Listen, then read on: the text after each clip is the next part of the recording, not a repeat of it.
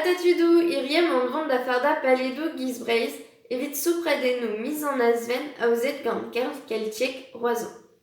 A rekipe a vo disinvel deus an hini en gunel, pegur e vo fardet paledu e blutet. Evit ze implijet vo bleut maïs a bleut et du. Don dei!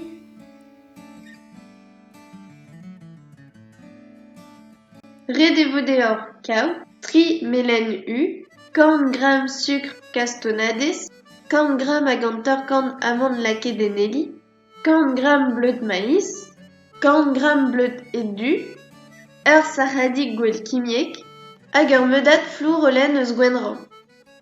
Gwennit ar melen vi gant ar sucre castonades,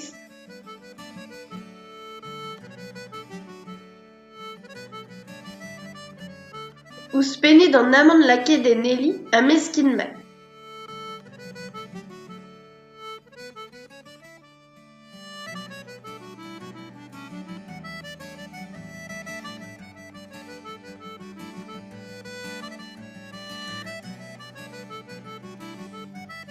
Meskit an daou bleut ar gwell kimiek hag ar flour holen assemblez.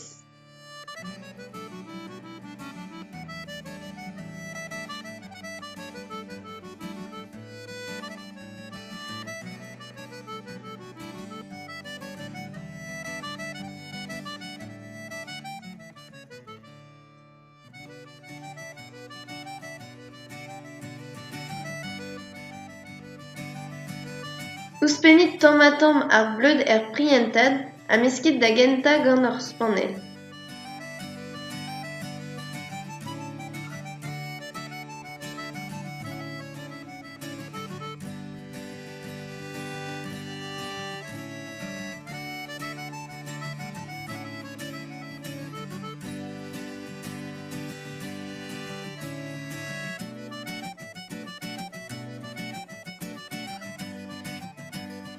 A gechuit da veska gant o taouar.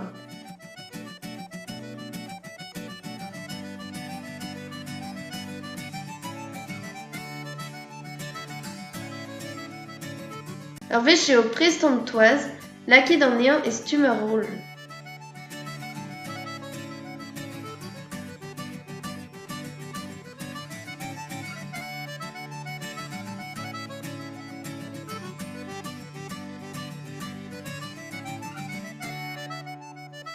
Filmit ar roll gant paperfilm a lakaet-nan yenerez e-pad 30 minutet.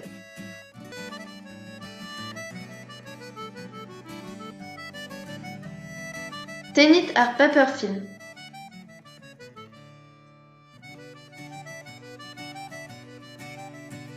Gant ur reolenn grit merkoù dre bep 10 cm.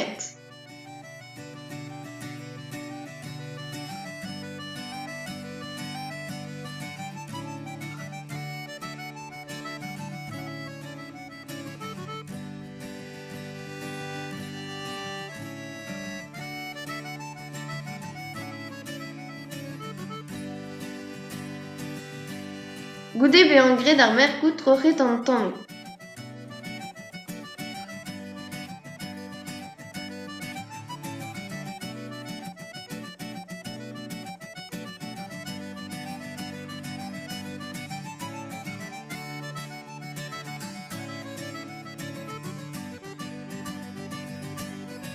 Lakaet an tammig-toaz en ur voul muffin.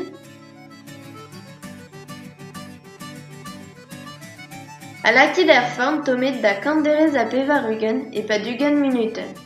Gortozit un tamm a-raok divoulant ar paledoù.